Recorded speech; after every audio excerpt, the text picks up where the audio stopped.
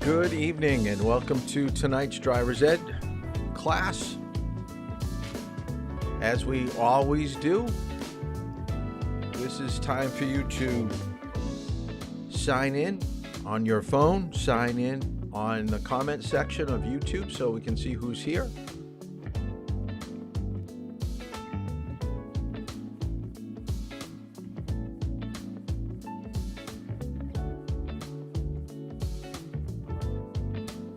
I'm going to try to see if I can update my modem or something, because every time I log in, it tells me that my internet connection is slow. And I'm wondering if that may be part of the problem, that the video and the audio is not syncing up. So I'm going to see what I can do maybe over the weekend, trying to rectify that problem.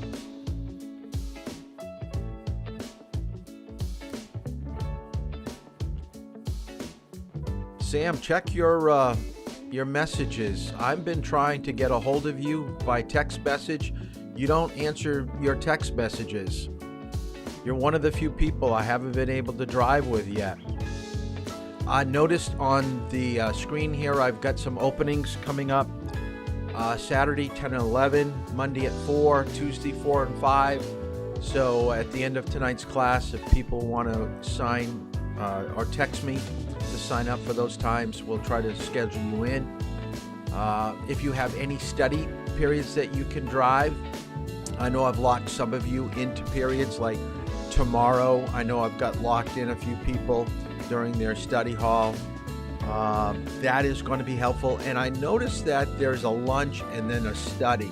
So if people started to want to at least give me a good portion of your lunch study period during the day, I'd get you back so you could have 10 minutes or so to grab a quick bite or something like that. At least we'd be able to get 45 minutes of driving in, at least, because we are definitely lagging behind of where we should be. I'm still waiting to see who's doing the videos, but I do have a video that I want to show you that someone sent in from class, and I asked him tonight because he was driving whether he'd be okay with me showing the video or not. So here is a video from one of your classmates. Did a wonderful job of explaining some of the safety equipment in his vehicle, threw in a fact about a couple facts about safety, and I thought he did a fantastic job. So this is what I'm looking for. Shouldn't take you a lot of time. So this is Brad's video for his assignment. Go. Hello, I'm Bradley Waters, and today we're going to be talking about car safety. The first step in car safety is making sure you're seated properly. You should be at least 10 inches away from the steering wheel. As you can see right here, I am almost 18 inches from the steering wheel. That is well within the safety limits. Now here's the truth, guys. If you're not wearing a seatbelt, you are 30 times more likely to be thrown from your vehicle in an accident, and your chances of death increase by 45%. That's no bueno. There's two types of safety equipment: passive safety equipment, such as airbags, and automatic safety equipment, such as seatbelts. Now it's important you're using both of them. You need to make sure your seatbelt's in place so your airbag will work properly. If you're getting moved during an accident and you end up over here, your airbag won't hit you properly, and that can be bad. Thanks for watching, everybody. See, wonderful job. That's all you have to do for your assignment. It shouldn't take you probably more than 15 minutes to a half hour to set it up. Think about what you're going to say, how you're going to do it. Have someone hold the camera, or if you got a tripod, do it that way.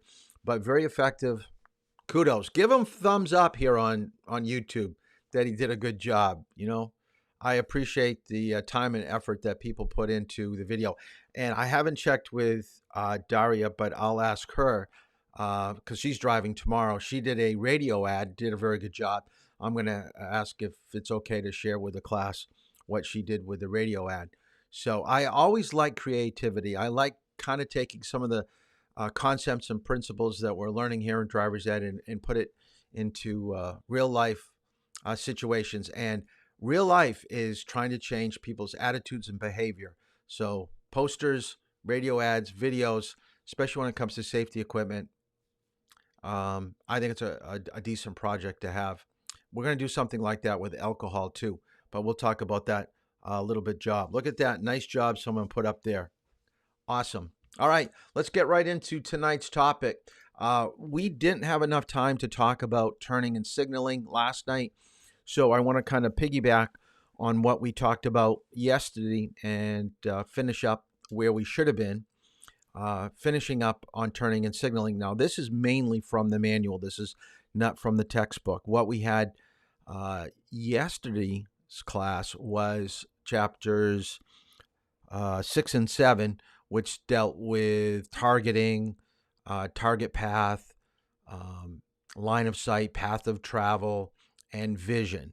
So now we're going to try to put into place, how can we make better turns? How can we communicate better with people on the roadway, indicating what we're going to do? I don't think I have this video. I don't think this Not only does it ruin your day, but it can leave you with serious injuries.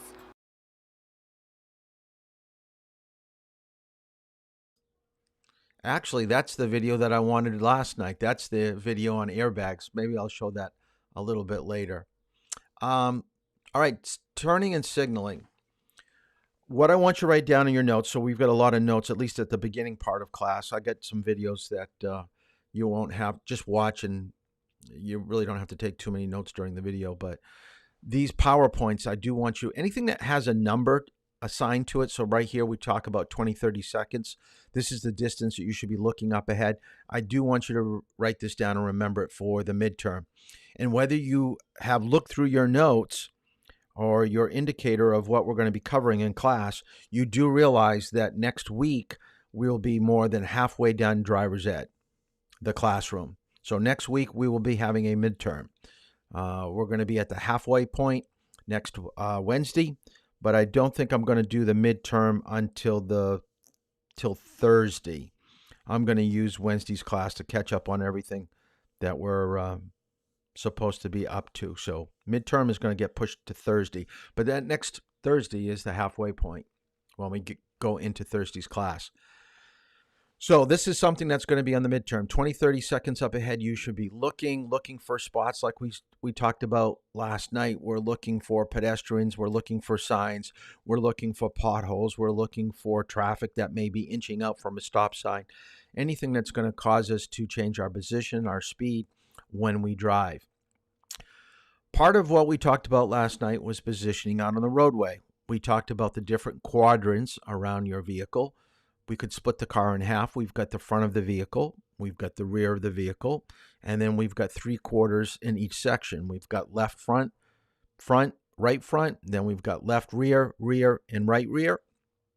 When we talk about proper position for making a turn, we're talking about going left of your center position or right of your center position. So make sure that when you make a turn, you change your position.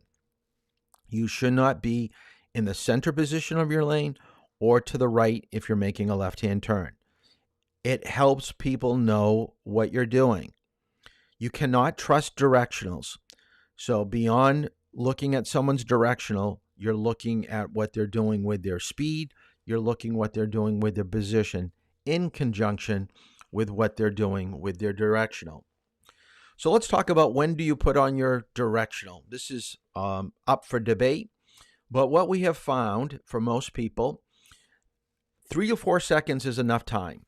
If a person can see your signal and process it, and they've got 3 to 4 seconds to process it, that's pretty good. If you've had it on for the last 10 seconds, that's way overkill.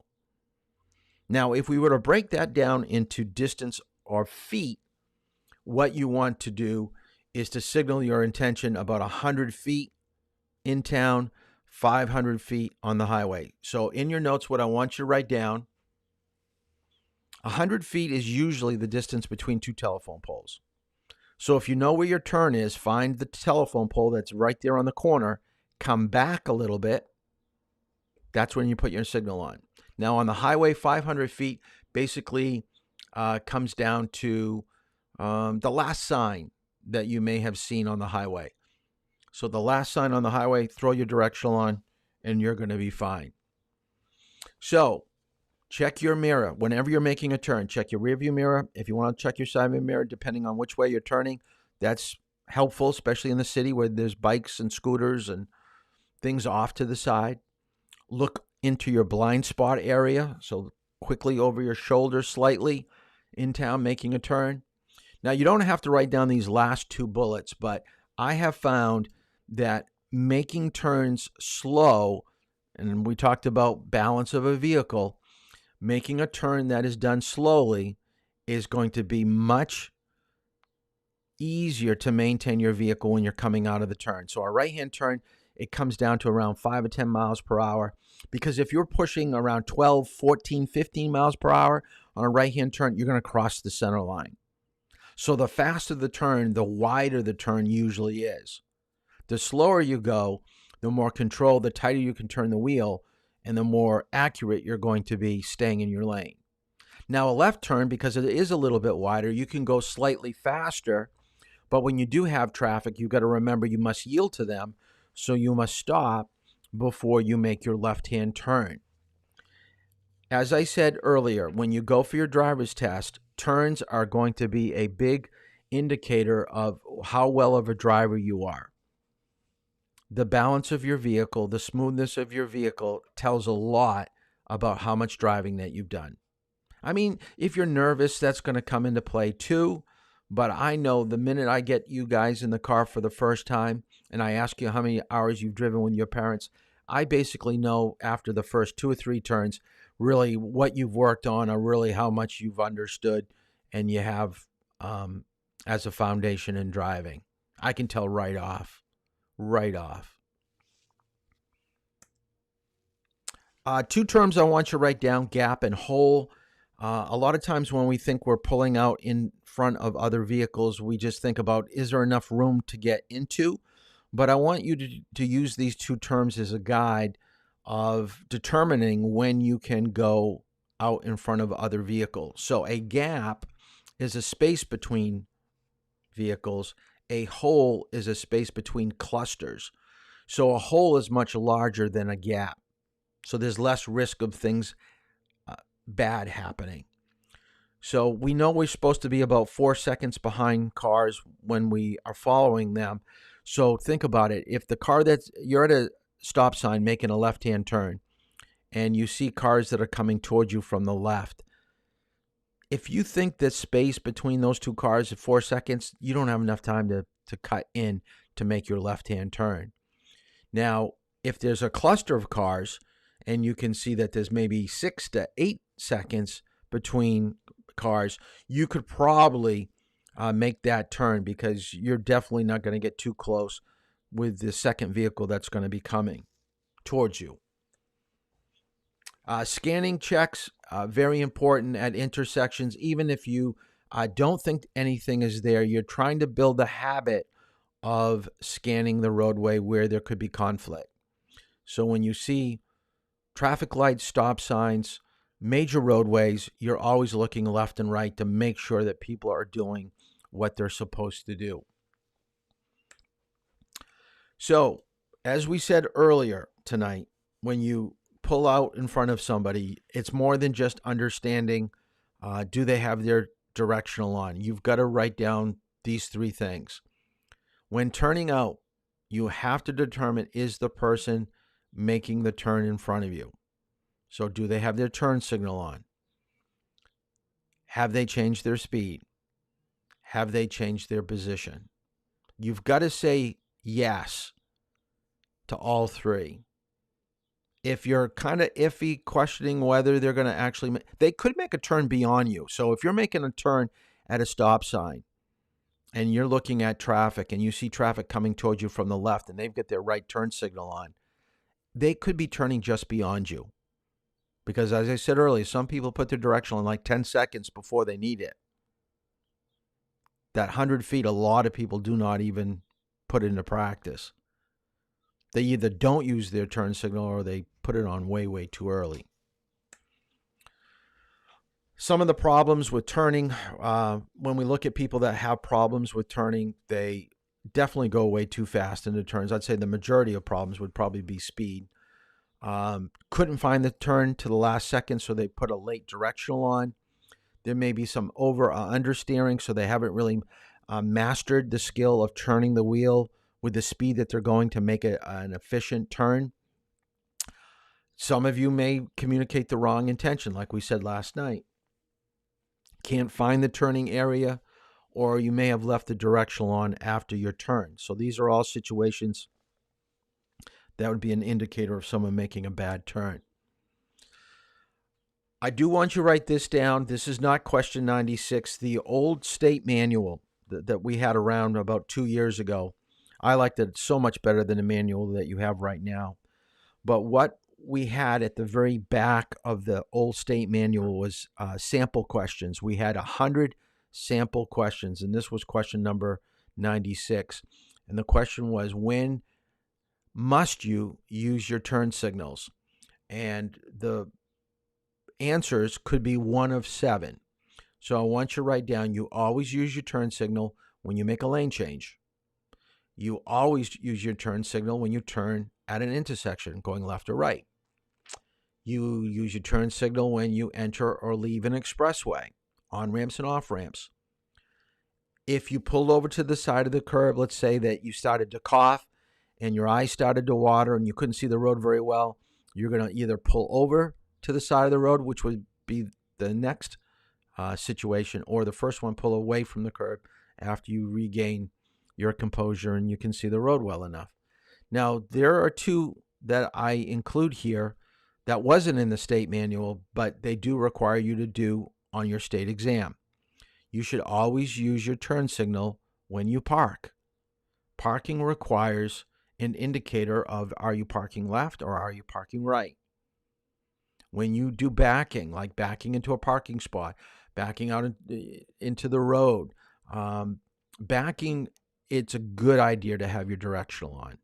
So when there's traffic around, put your directional on if you're backing. Now, when we go to do our backing lesson, for the most part, I'm not too worried about that because it's on a dead-end street. So I don't have you do it there. I'm more concerned about your speed position out on the roadway. But if we were on a very busy roadway, I definitely would have you use your turn signal. Other situations where you need to know directions is use your hand signals when your directionals aren't working. Tapping brakes are going to warn people that are behind you that you're getting off a highway that doesn't have a deceleration lane. Maybe parking, like parallel parking, it's good to tap your brakes a couple times before you back into a parking spot. And then if there's something in the road that people behind you, because the minute you tap your brakes, it's an indicator to people behind you that there's something up ahead or you're going to brake more. So it's more than just using your brake. It's a tap, tap, tap. It really gets people to the brake, and they use their brake probably a little bit firmer or harder than they normally do, and that's what you want. If you just went to your brake, they would go to theirs and just do it just lightly, but you want to do the tap, tap, tap. So following distance, we already mentioned that tonight, so we know the 4 seconds is what we're trying to find. And by the way, this is a law, so you can get a ticket for this. The law states that drivers must not follow another vehicle more closely than is reasonable. So it's the officer that's judging that distance. And he does that by watching you go, watching the car that is in front of you go by something, and then he counts 1, 2, 3, 4. Okay, they definitely are way too close. And then the blue lights come on, and then they're going to pull you over. I think we all know when we look in our rearview mirror, if you don't see the grill of the car that's behind you, they're definitely not 4 seconds behind you. That person definitely could get a ticket for following more closely than is reasonable. And you want to kind of get into the habit of watching the car in front of you go by something like a sign or a crack in the road, and just in your head go 1, 2, 3, 4. And if you get to that crack or that post or whatever you used as an indicator, then you got to back off a little bit. After a while, you'll be able to just visually tell with the speed that you're going whether you've got that 4 seconds or not. But it does take a little bit of practice. Now, remember, this only works in ideal conditions. If it's bad weather, then you're going to have to increase that distance to 5 or 6 seconds. When you are stopped behind someone that is on a hill, they could be in a manual transmission, so they could roll back. So stay back a good distance.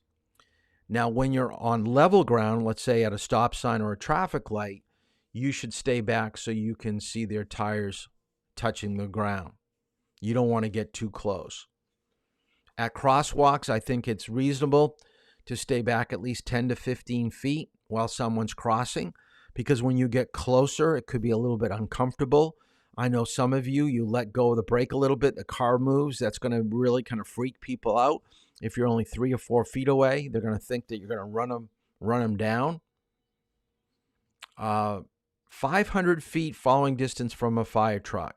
Now, that's basically if they're going to an alarm, all right? If they're just a regular fire truck that's just going back to the station, it's just regular 4 seconds. Now, write this down in your notes so you can remember this. Anything in New Hampshire traffic law dealing with fire truck, fire hydrant, there's going to be a 5 in the number. Okay, so write that down. Anything that deals with fire in the state manual will have a 5, whether at the end or at the beginning. All right, so that's going to be kind of easy to answer questions when it comes to fire. Tailgaters, what should you do? First of all, always know how close people are. If they're too close and you feel uncomfortable, just a quick tap on the brakes will hopefully encourage them to back off. So that's the positive outcome, is they're going to get back off from you and get that 4 seconds distance. The negative outcome is they'll say, oh, you think I'm close now? Now I know you know I'm behind you. They're going to even get closer. So then you want to go to step number 2, which is to reduce your speed in an area where they can pass and move to the right.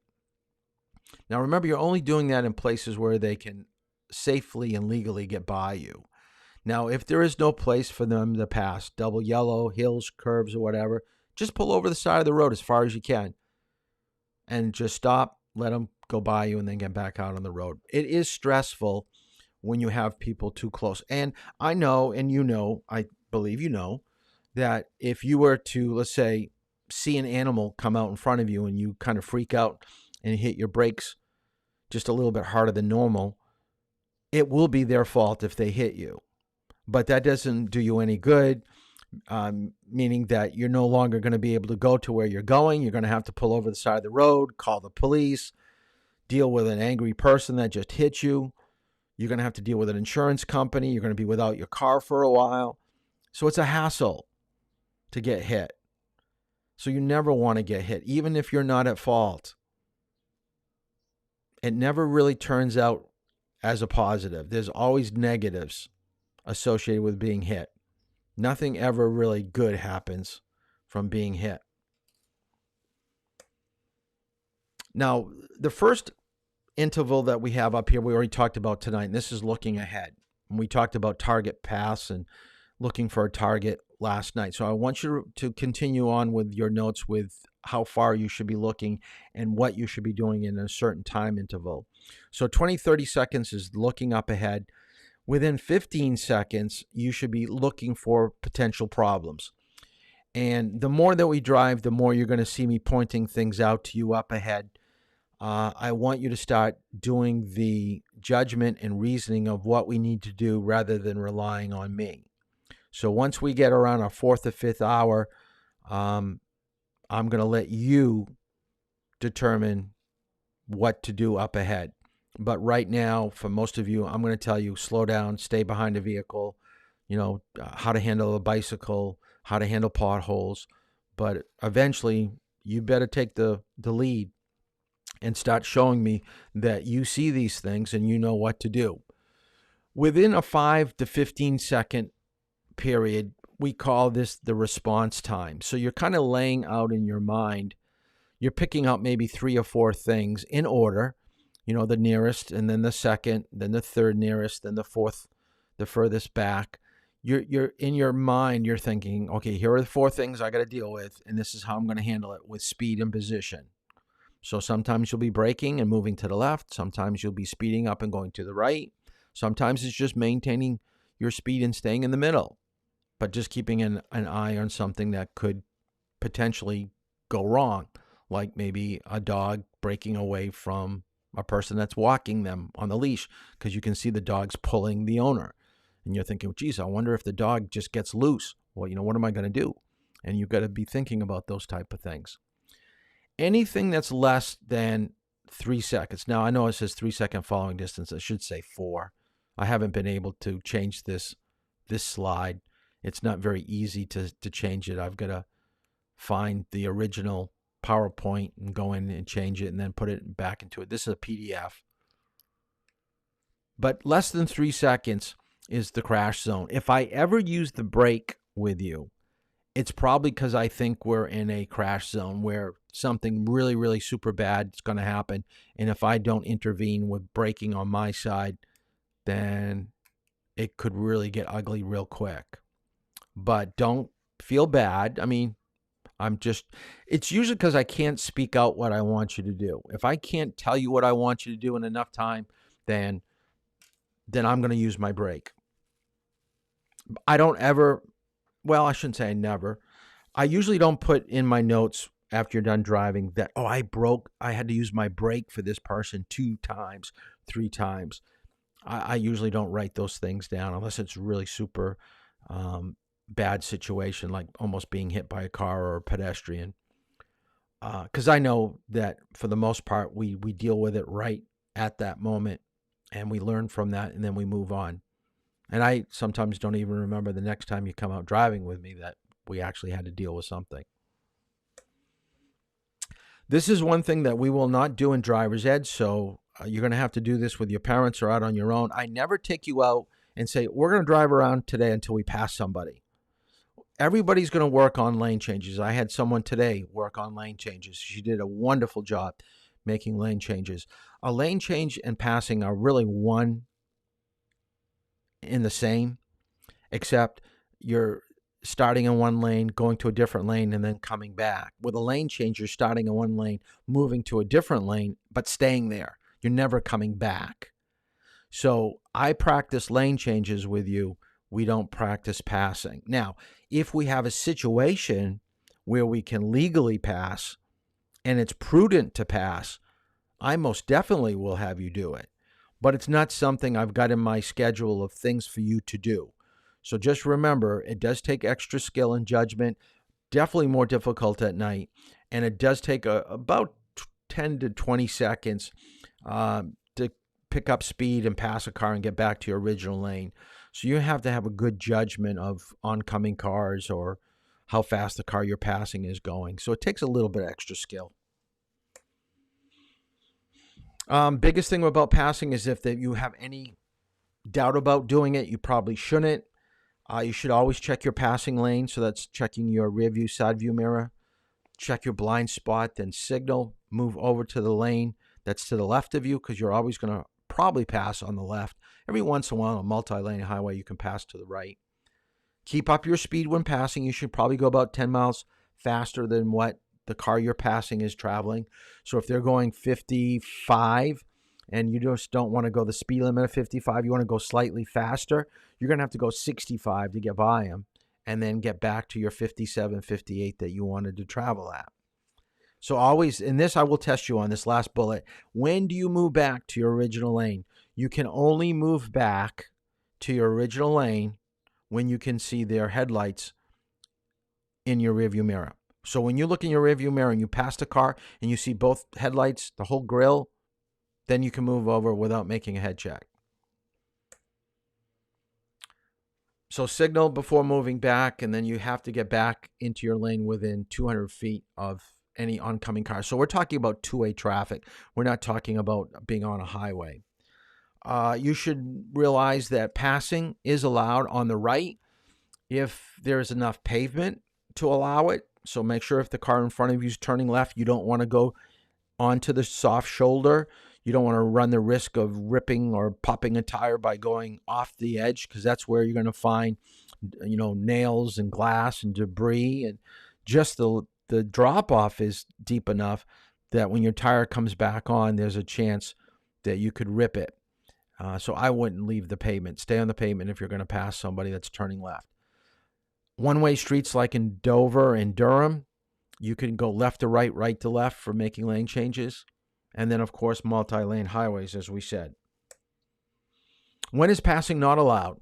Okay, unless the left lane of the road is clear, crest of a hill, curve, 100 feet of a viaduct, bridge, or tunnel, 100 feet of an intersection or railroad crossing, and, of course, no passing zones. And I want you to write this down in your notes.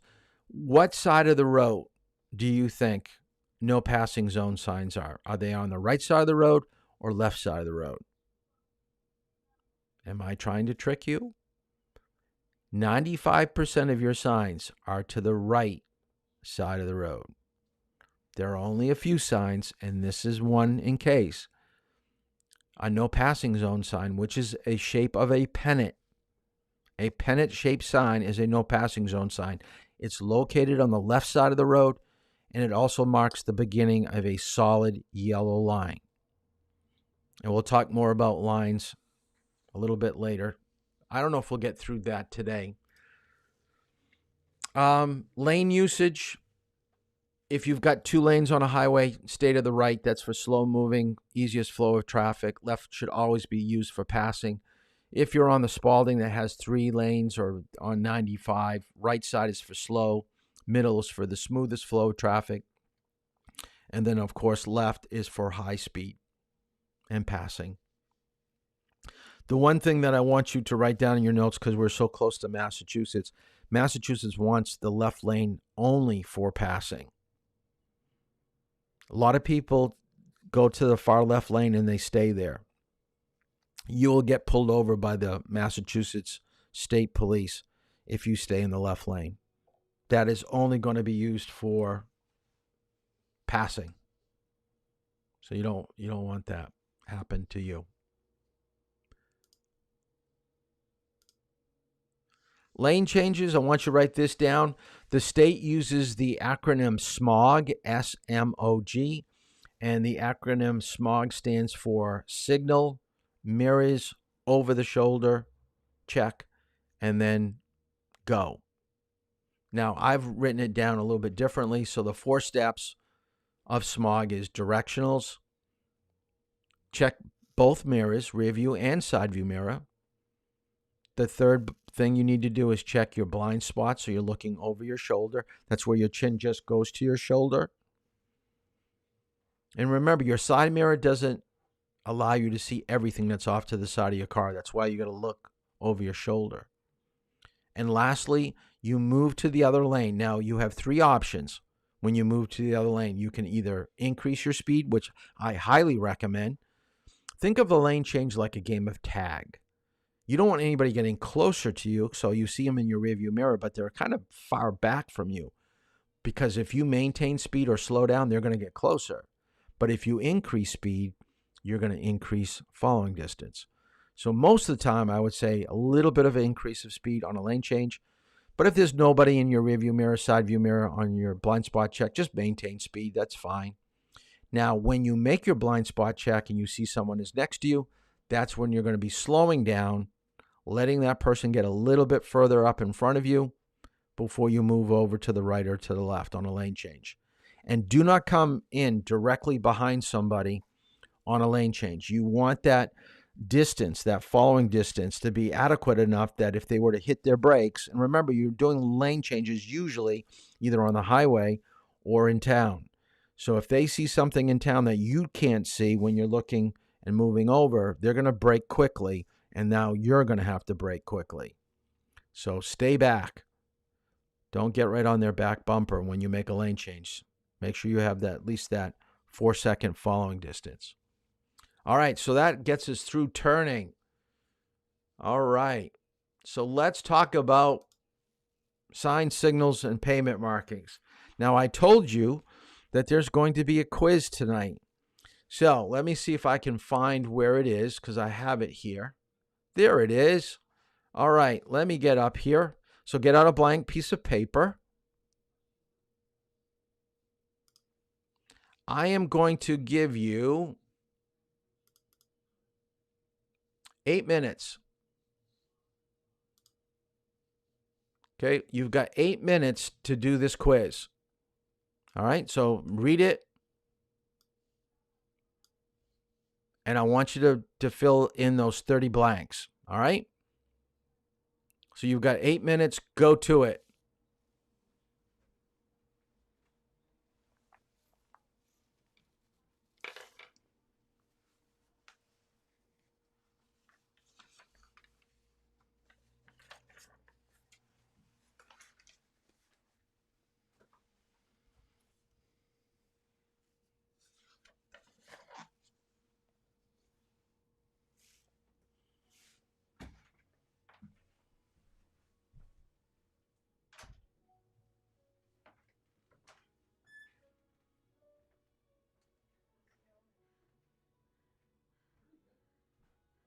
It's so hard because they don't all sign in on YouTube, so it's hard to tell. Watch because it's low power. No, no, no, no, no. I love this. This is perfect. I have no issues. I have no problems. So keep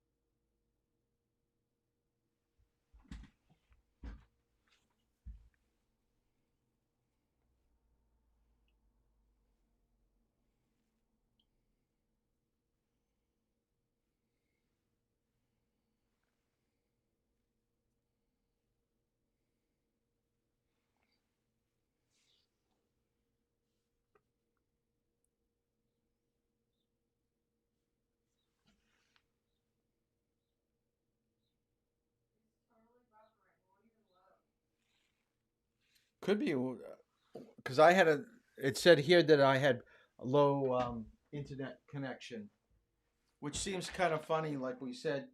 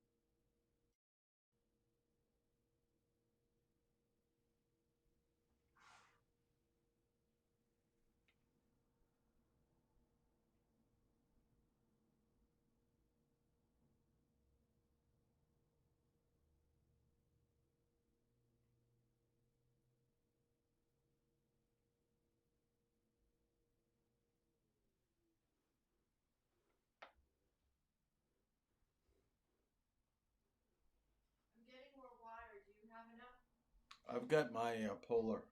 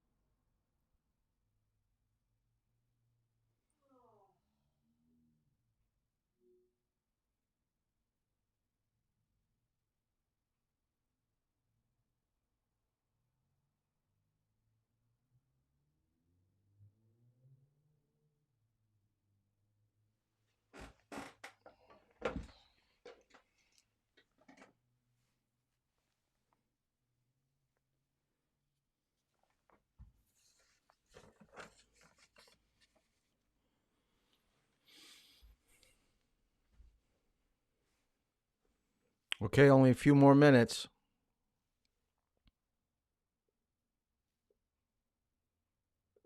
Not a few more minutes. I meant a few more seconds. What am I talking about? All right, there we go. Got it in. All right, now I know that it was a little bit complicated for a few people. Either it was kind of blurry, you couldn't see it, or you weren't quite sure of how to use the signs. But if you read the directions, it says the messages below will be found on one of the signs above. Write the letter of the correct sign in the blank to the left of each message. So each message, each indicator should have had something. So you had to have it all filled out. Now, if you go, and I'm going to go back to this so we can see it, that if you go back, let's see, where is it? Right here. Okay, if you take a look at the signs, A, C, E, F, and H only have one meaning. All right, so once you use A, C, E, F, and H, H, wait a minute, A, C, E, G, and I are the ones that only have one message. The rest would be B, C, B, D, F, and H. You're going to use multiple times. So only 4 signs multiple times. And if you take a look at D and F, which are orange, we know that's construction. So once you get all the construction answers, then basically the only thing that was left is going to be your B and H. So what I want you to do is I want you to text me a picture of your answers. So do that right now. I'm going to wait for a moment to see my phone to light up. So I want everybody to show me that you did it. So send me a picture of it, because I told you we were having a quiz.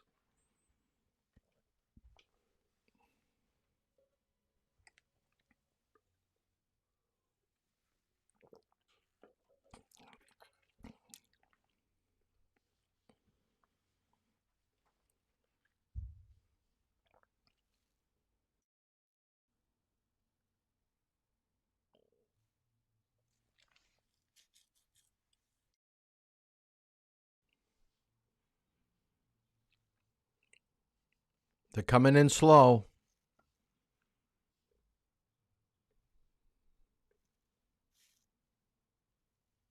You got to give me a picture of whatever you got.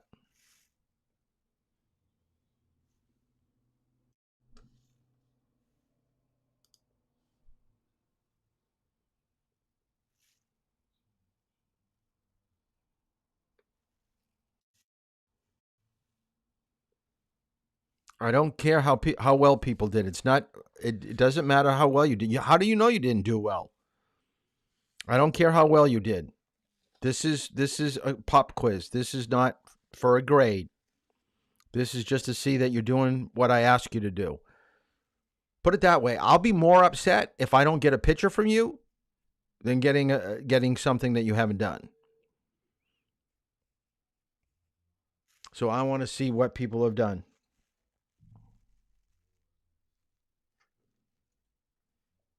I don't even have half of you yet.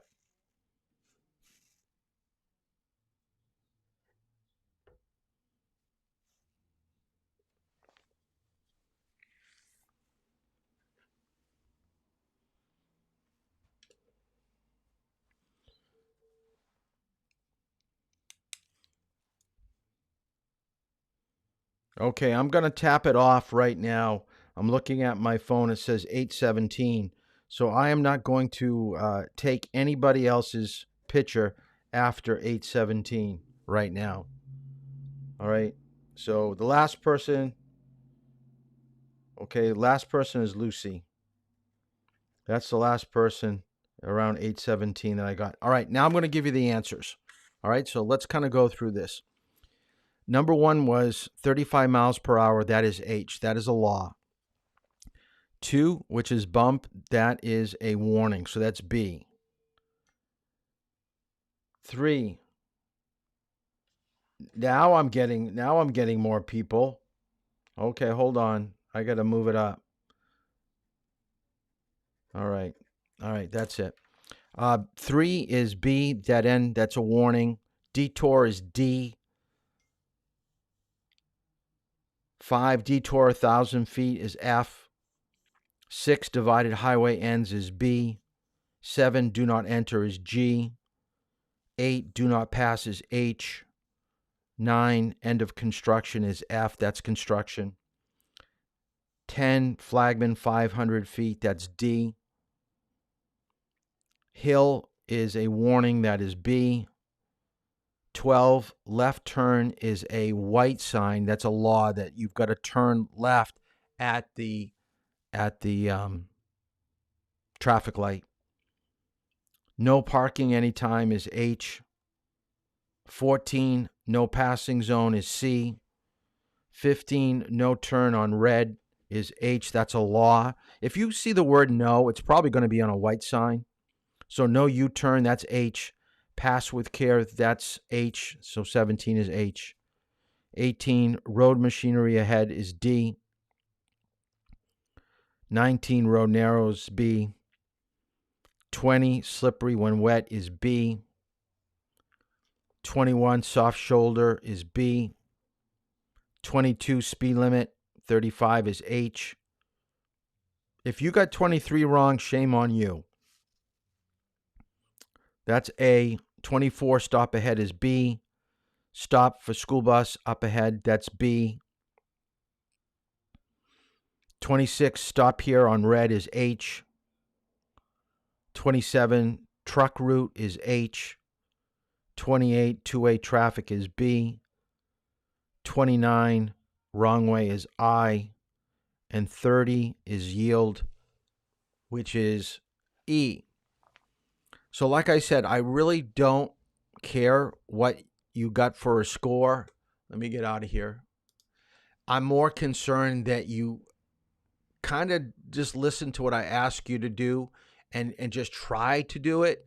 I will give you some idea when it's really important for you to have correct answers. What I wanted you to do here is to have a chance, because remember, on your driving test, you're going to have 10 signs that you have to know. So you got to be able to figure it out. And if you didn't do correct or didn't do well, it's probably because you didn't approach it the right way. With a multiple choice quiz like this, you should look at the ones that only have one meaning and figure out what is that one meaning that goes on the sign, and then just don't use it anymore. Think of signs that have multiple meanings. Is it construction? So let me kind of get out of this for a second, go right into the PowerPoint, so this will kind of make some sense to you. Let me go back. Oh, no. Here we go. That's the one I'm looking for. Write this down. When you see a shape, or when you see a sign, I should say, think about the shape, the color first. Okay, always think about shape and color. Some shapes are very specifics. So we know that a octagon is stop. We know that a pentagon is a school zone or pedestrian crossing. We know that a pennant-shaped sign is no passing zone, as we just said earlier tonight. So does it have a unique shape to it? If we just think of rectangle and squares, which we find a lot, it's going to be either direction or guidance or law. So just seeing a shape, you don't even have to know what the color of the sign is. You basically know what it's trying to communicate. Now, in your notes, write down these 4 things: color, shape, regulatory, warning. So let's deal with color. There are only 7 colors for signs. We're going to go through each one. You've got to know what the main meaning of each color means, because you see it from a distance. We already talked about tonight looking 20, 30 seconds down the road. Knowing that it's a yellow sign, a white sign, blue sign, brown sign, in your mind, you're already thinking, okay, this is what it's going to convey to me. As you get closer, you can read it, see the symbol, or read the wording to it, and then fully understand what it's trying to communicate to you. So 7 colors. There are a ton of shapes. I don't even have a number, but there are a lot. But there are some main shapes. Diamond shaped signs are usually yellow. They can be orange, but it's giving you warning of what's up ahead. Then your rectangle, square signs, direction, regulation, stuff like that. Those are the ones you really got to be watching out for. So write down regulatory means law.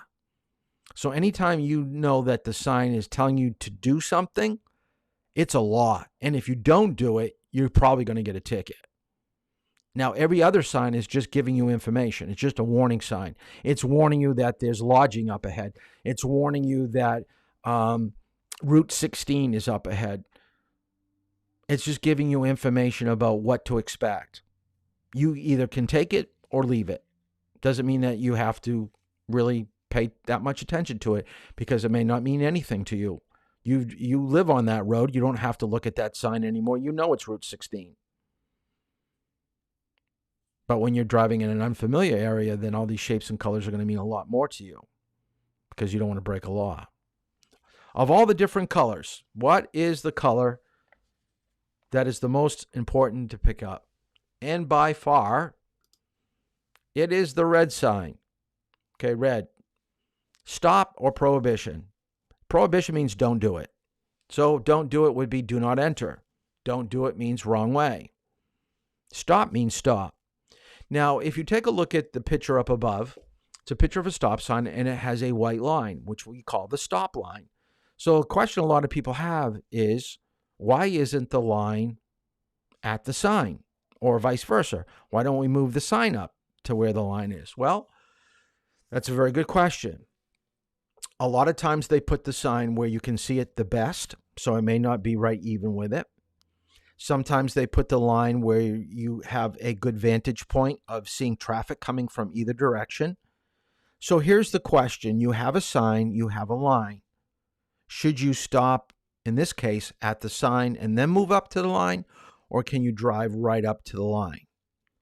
The answer is line. You can go up to the line. The line is really the indicator of where your car should be stopped at and not beyond. So then that poses another question is, wonder if I stop at the line, I still can't see, like in the wintertime because of snowbanks. I can't see beyond the snowbank. I can't see beyond the bush. You can inch forward after you make your initial stop, but the initial stop has to be at the line. So this is what I want you to write down. When you stop at the line, we call that a legal stop. That's what you're legally obligated to do. If you can't see, then you're inching forward, and we call that safety stops, where you're trying to be as safe as possible before you pull out into traffic. You can take as many safety stops as you need till you feel comfortable with what you see, as long as you don't interfere with oncoming traffic. That is how you approach stop signs and stop lines. So here's a question for you. What's the difference between a rolling stop and a resting stop? Are they the same? No, they're not.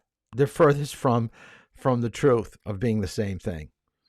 A rolling stop means that you never came to a stop. So you shouldn't even have the word stop there. It should be, what's the difference between a rolling hesitation and a resting stop? What it is that on a resting stop, you feel pitch. With a rolling stop, the wheels never stop moving. So it's a hesitation. And technically, it's running a stop sign. So on your driver's test, and with me, and with your parents, stop at the line, feel the pitch, move forward with your safety stops. Don't roll through a stop sign. But there's nothing coming. That's not a question. You were supposed to stop. That's why the stop. You know what? If they didn't care about stopping, you know what sign they would put there? A yield sign. That's what a yield sign means. Yield sign means slow down, and if there's cars coming, then you have to stop. So yield means get ready to stop. That's what yield means. Yield means let the people that are closer to the intersection continue on, or closer in the road, on the main road, continue on with what they're doing before you move out into the main road. So a yield means hesitation or wait. So you can roll a yield sign, and normally that's what you are trying to do. But also at a yield sign, if you have no place to go, you have to stop. We'll talk more about that. Stop signs can be also on the left-hand side of the road, especially on a one-way street. So you all know this is the intersection that I love to take you through every time that we drive. When we leave the high school to get out on Madbury Road, I always like coming to a four-way stop because it's, I think, safer and quicker to get into town. But you could take one of the other streets to get into town. I just think on a busy day, you may be waiting at the stop sign a little bit longer.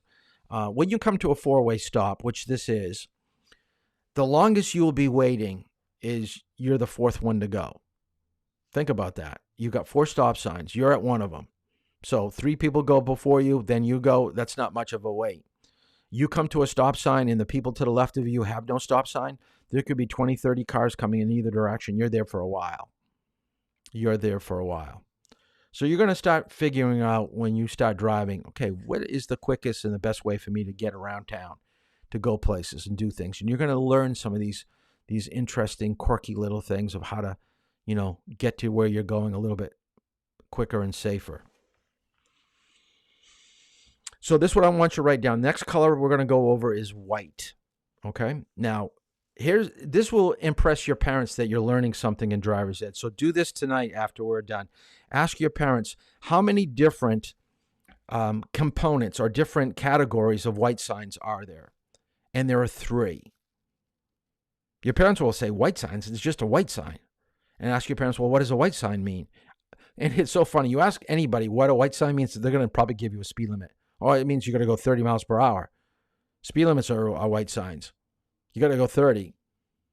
There are a lot of white signs, but there are 3 categories: white with black, white with red, and white with green.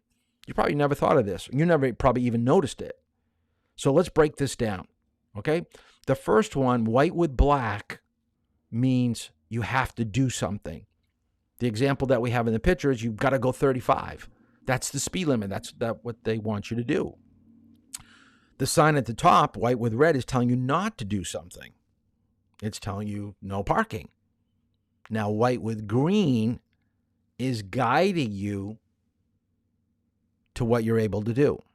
They give you a time frame from 8 to 5. They give you days of the week that it's allowed, Monday through Friday.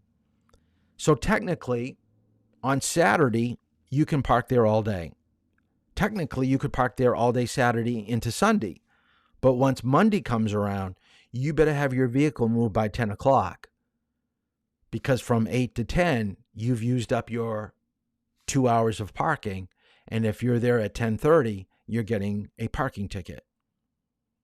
Read your signs. What is it communicating? What is it telling you?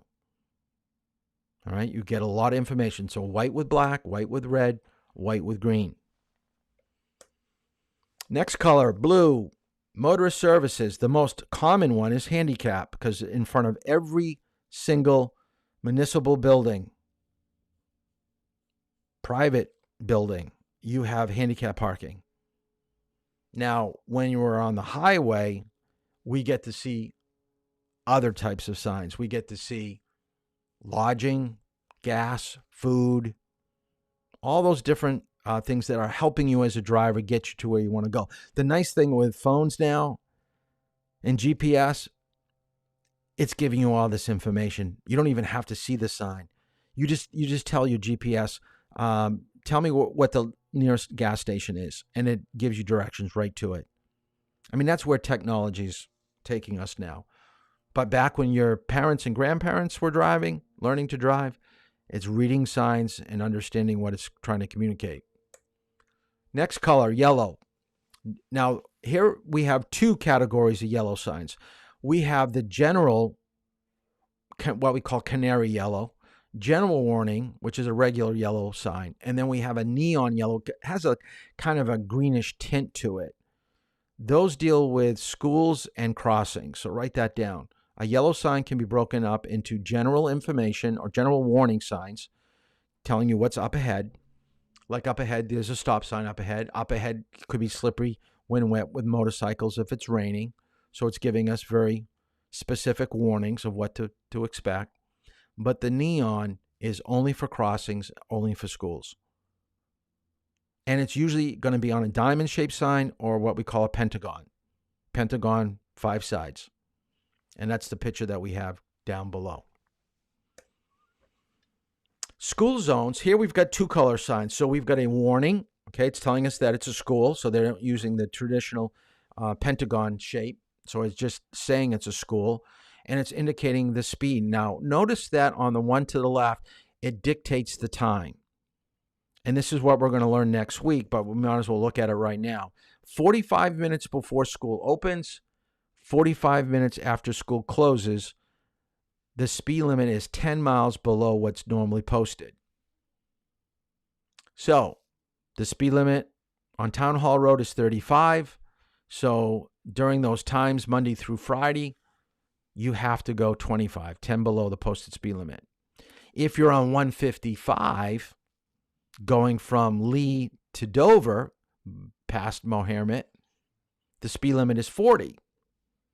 Now, most people aren't going to be able to read those times because they're going a little bit too fast at 40. I guess really probably you're going too fast at 35 maybe to read it too, but they decided on 155 they're going to give you flashing yellow lights. I wish they would do that on every school sign for speeds, just because when you see the yellow sign, you know, I got to read it. It's important. So go the speed limit. So whenever it's flashing, you got to drop 10 from the current speed. So from a 40, you're going 30. Green means direction or guidance. We find these on the highway. We find them at major intersections, trying to explain where we're going. I thought this was interesting. My nephew lives on the West Coast. So if you're in Oregon, or this could be even be Washington, I'm not too sure what state he took it, but if you stayed on Interstate 20, you could get to Boston, Massachusetts. So you're staying on that one road the whole time, but you're going 3,365 miles. Isn't that crazy?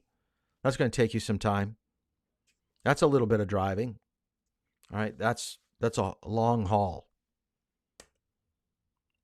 Brown sign you don't see around that often. Brown means recreation. So here it's a picnic area. Orange sign means construction. So we got construction signs here. Traffic lights. What I want you to write down in your notes, and you think you know it until you start driving, and then you start to question what you know, and you start to wonder, am I doing this right? From top to bottom, red, yellow, green on a traffic light. Now, here's a question for you. Why is red on top? Why didn't they put red at the bottom? Reason being, red is the most important color there is, because it's more important to know when not to go through an intersection than to know when to go through. If it was horizontal rather than vertical, it would go from left to right, red, yellow, green. If there are any lights below the bottom light, they're going to be arrows, green arrows. So sometimes you'll have 4 lights, but the bottom one will always be an arrow. Now the question is, a lot of people have seen this picture and they go, but Mr. Toll, the light in the picture is actually yellow. You said here it's supposed to be red. That is actually a red light. It just looks yellow. The camera did not give it a true representation of what the color is. What I wanted to show or have you think about, there are going to be times when maybe you have sunglasses that have different, colors and shades to it. You just need to know what light is actually on. So we know the top one is on. If someone is colorblind, like we talked about last night, they may see a totally different color than this, but they know that the top light is on. So always remember, top is red, middle is yellow, bottom is green. The other way we know that it's a red light is there's a countdown. You can't have a countdown at a crosswalk and have a green light. When there's a countdown, everybody has a stop sign or a traffic light, excuse me. Isn't this a little bit confusing? This is actually a piece of art, but I think it's pretty close to some type of major roadway. That would totally freak me out. That'd be like, oh my goodness, how many roads are coming into this intersection? But you can see where sometimes lights turning and changing can be very, very confusing. So we're going to talk a little bit about how do lights actually work? How do we know when a light is going to change? Is it really guesswork, or is there a way that we can really figure it out? So I'm going to show you a video in just a moment, but let me just explain it first. There is an electronic magnetic looping system underneath the pavement. It senses when cars are coming and waiting. So it senses who's waiting at a red light, and it senses when there's nobody within, let's say, 5-6 seconds going over that area. So they're going to assume, okay, there may not be anybody else, so let's let the people that are waiting now get the light. So most of you that have been driving with me, you probably have noticed that I'm pretty good at telling you when lights are changing because I'm looking at traffic flow. So in your notes, I want you to write down that when you approach every single traffic light, red, yellow, green, start thinking about when you think it's going to change. It's going to give you a better chance of handling, especially a yellow light. It's going to give you a better chance of handling the yellow light correctly. If you don't, then you're going to have some major issues. You're going to either run red lights, slow down when you're needing to slow down because it's going to stay green. It's just going to be very confusing. So I'm going to show you a video clip that describes how they actually synchronize lights in a major city to get the greatest amount of traffic through major intersections. Now, they're going to use a term about a group of cars together. So what I want you to write down, you've got to text me what the answer is.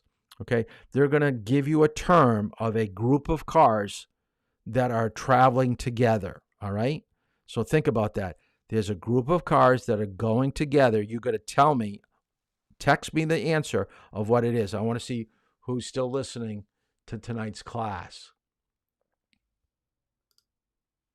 If you live in a major city, I can take a pretty good guess at one of your most common frustrations: traffic.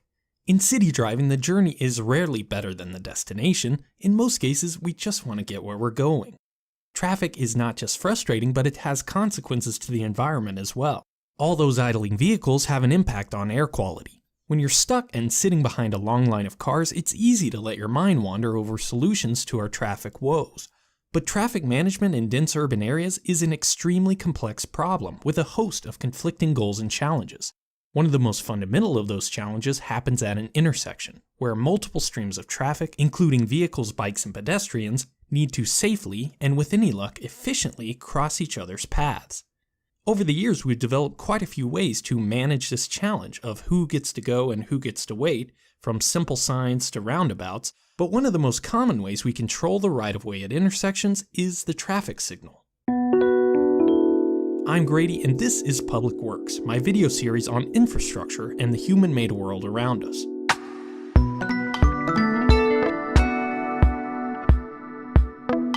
This video is sponsored by Squarespace. More on that later. There are a lot of good analogies between cities and human anatomy, and roadways are no exception. Highways are like the aorta, with a high capacity and single major destination. Small collector roads are like the capillaries, with not much capacity, but a connection to every individual house and business. And in between are the aptly named arterial roadways, the medium capacity connections between urban centers. Rather than ramps, overpasses, and access roads to control the flow of traffic, arterial roads use at-grade intersections through which only a few traffic streams can pass at a time. We call this interrupted traffic flow for obvious reasons. In most cases, these intersections are the limit to the maximum throughput of the roadway. In other words, increasing the number of lanes or speed limit won't have any effect on the overall capacity of the road. The only way to increase the number of vehicles that safely travel from point A to B is to increase the efficiency of the intersection. In addition, these intersections are where a vast majority of accidents occur. For these reasons, traffic engineers put a lot of thought and analysis into the design of intersections and how to make them as safe and efficient as possible. Controlling the flow of traffic through an intersection, otherwise known as assigning right-of-way, is an enormous challenge and almost always requires a compromise of numerous conflicting considerations, including space, cost, approach speed, cycle time, sight distance, types and volumes of traffic, and human factors like habits, expectations, and reaction times. Intersections also need to be rigidly standardized so that when you come to an unfamiliar one, you already know your role in the careful and chaotic dance of vehicles and pedestrians. From a throughput standpoint, the ideal intersection would cause no interruption to flow whatsoever, but you can't put a high-five interchange on every city block. On the other hand, simple signs are cost-effective and don't require any extra space, but they can't handle a lot of volume because they create an interruption for every single vehicle passing through the intersection.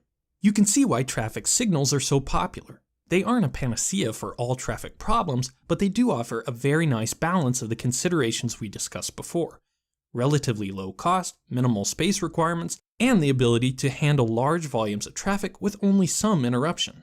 In their simplest form, traffic signals are a set of 3 lights facing each lane of an intersection. When the light is green, that lane has the right-of-way to cross. When the light is red, they don't. The amber light warns that the signal is about to change from green to red. Beyond this basic function, traffic signals can take on innumerable complexities to accommodate all kinds of situations. Let's take a look at a typical intersection here in the US to show how they work. At each approach to an intersection, there are 3 directions vehicles can go, called movements: right, through, or left.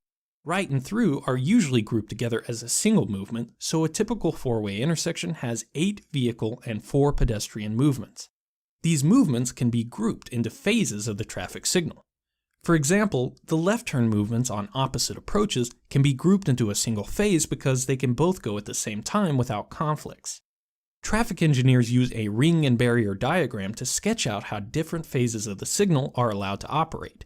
Here's the ring and barrier diagram for our example intersection. The first phase is the major street left turns. Then the major street vehicle and pedestrian through movements. A barrier to clear the intersection. The minor street left turns. The minor street vehicle and pedestrian through movements. And finally, another barrier before the cycle starts again. Hi, I'm Rex Moore with the Motley Fool in front of BMW's self-driving exhibit. There are an endless variety of phasing arrangements that traffic engineers use to accommodate various intersection configurations and traffic volumes for each movement. Even the simple decision of whether to use protected or unprotected left turns takes a significant amount of analysis and consideration. Another important decision is how long each sequence of a phase should last. Ideally, a green light should last at least long enough to clear the queue that built up during the red light. This isn't always possible, especially during peak times on busy intersections. In these cases where the intersection is saturated, the green light might be extended for each phase to minimize the startup and clearance times, which are periods when the intersection isn't being utilized to its maximum capacity. The amber light needs to last long enough for a driver to perceive the warning and decelerate their vehicle to a stop at a comfortable rate. 1 second for every 10 miles per hour or 16 kilometers per hour on the speed limit is a general rule of thumb. But traffic engineers also take into account the slope of the approach and other local considerations when setting the timing for yellow lights. In most places in North America, you're allowed to enter an intersection for the full duration of a yellow light, which means there needs to be a time when all phases have a red light to allow the intersection to clear. This clearance interval is usually about a second, but can be adjusted up or down based on speed limit and intersection size. So far, we've only been talking about signals on a set timing sequence, but most traffic signals these days are more sophisticated than that. Actuated signal control is the term we use for signals that can receive input from the outside and use that information to make decisions about light timing and sequence on the fly. These types of signals rely on data from traffic detection systems. These sensors can be embedded cameras or radars, but most commonly they're inductive loop sensors embedded into the road surface. They are essentially large metal detectors which simply measure whether or not a car or truck is present, sometimes to the annoyance of bicycles, scooters, and motorcycles that may be too small to trigger the loop. Whatever the type of sensor, they all feed data into an equipment cabinet located nearby. You've probably seen hundreds of these cabinets without realizing their purpose. Inside this cabinet is a traffic signal controller, essentially a simple computer that is programmed with specific logic to determine when and how long each light will last based on the information from the detectors. Actuated control gives a traffic signal much more flexibility to handle variations in traffic load. For example, if a nearby road is closed and traffic rerouted through a signal that doesn't normally see such high demand, it may need to be reprogrammed before the closure. A light equipped with actuated control will simply see the additional traffic and adjust its phasing accordingly. Same thing with special events like concerts and sports games that create huge traffic demands on irregular schedules, and even seasonal changes in traffic like in major tourist destinations. Actuated systems can also keep you from waiting at a long light when no one's crossing in the other direction. Finally, actuated control can help by giving priority to emergency vehicles and public transportation by using specialized detectors like infrared or acoustic sensors that communicate directly with certain types of vehicles. But actuated control isn't the end of the complexity. After all, it still treats each intersection as an isolated entity, when in reality each signal is a component of a larger traffic network. And each component of the traffic network can have an impact, sometimes a major impact, on other components in the system. Take the classic example of two signals closely spaced in a row on a major roadway. If one signal gives a green but the next one doesn't, cars can back up. If they back up far enough, they can sit through multiple cycles at an intersection without being able to pass through until the light beyond clears. It's a frustrating experience for anyone. A signal is inadvertently but significantly reducing the capacity of an adjacent signal.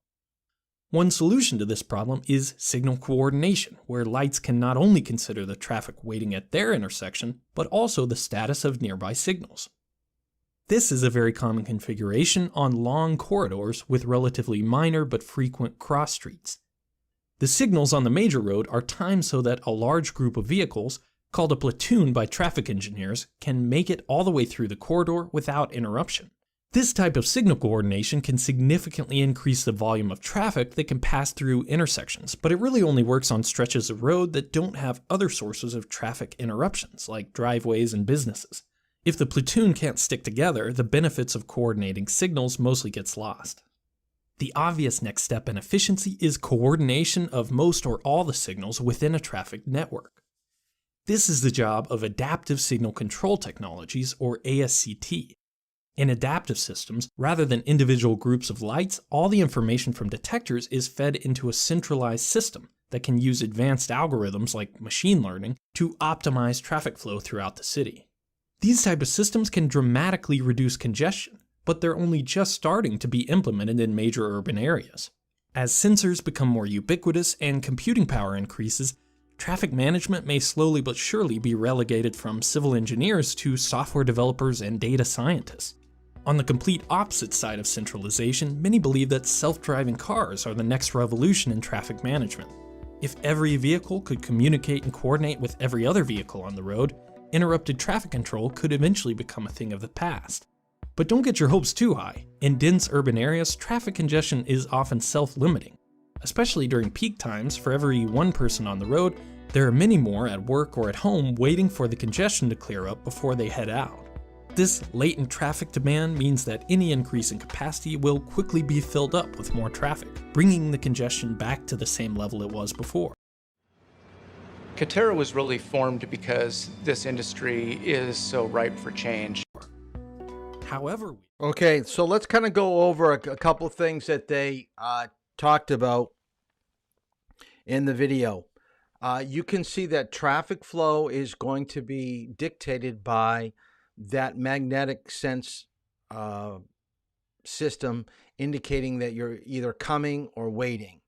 And when a light turns yellow, then red, it doesn't turn automatically green for the people in the cross path. Okay, remember they said there's going to be a buffer.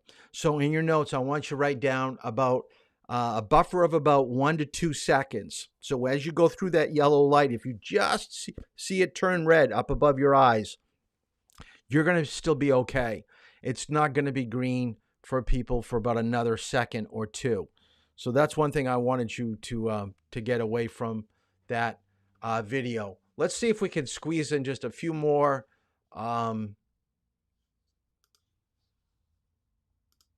points here before we get going. Okay, write down Opticom Light. This is in Dover. I took this picture when I was driving with a student, and it's really hard to see, but right between the two red lights that are above the car that's in front of us, you can see a kind of a faint little red light. It's going to be kind of hard to see. And if you take a look at the back end of the light that's in the left of the picture, you can see something sticking up from the pole. Okay, that is called the Opticom light. So what's happening right here, notice everybody's got red lights all the way around, that there's a police car, ambulance, or fire truck coming. An Opticom light basically changes the intersection's lights to all red so that an emergency vehicle can go right down the middle between cars and not worry about crossing traffic. So that's what an Opticom light is.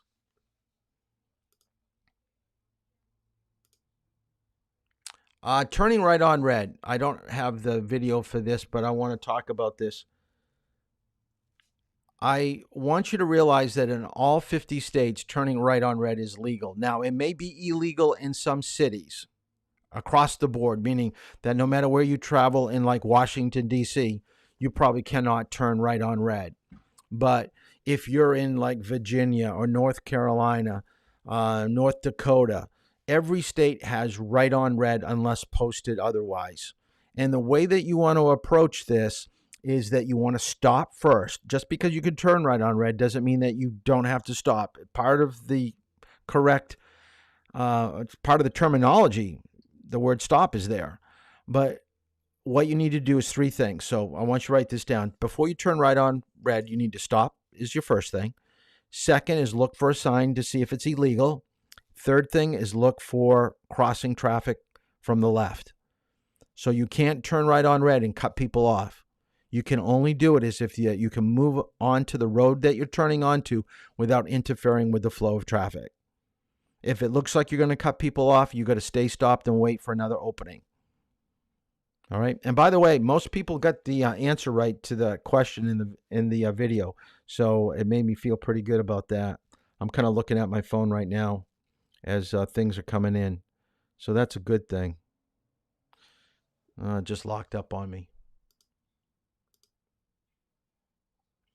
The other thing I want you to write down in your notes is that when traffic lights don't work, you treat it like a red light. When you have a police officer at an intersection with lights not working, follow his direction. And by the way, police officers overrule all signs and all traffic lights. He becomes the authority of movement of traffic. But in a snowstorm, let's say a large tree took down the power lines and now the lights are gone, but there's no police officer around. Come to the intersection, stop, check for traffic, and then you can proceed on. Follow the right-of-way rule, and we haven't talked about it because we are kind of a little bit behind. I'm going to catch up next week. I know I am, right around the midterm.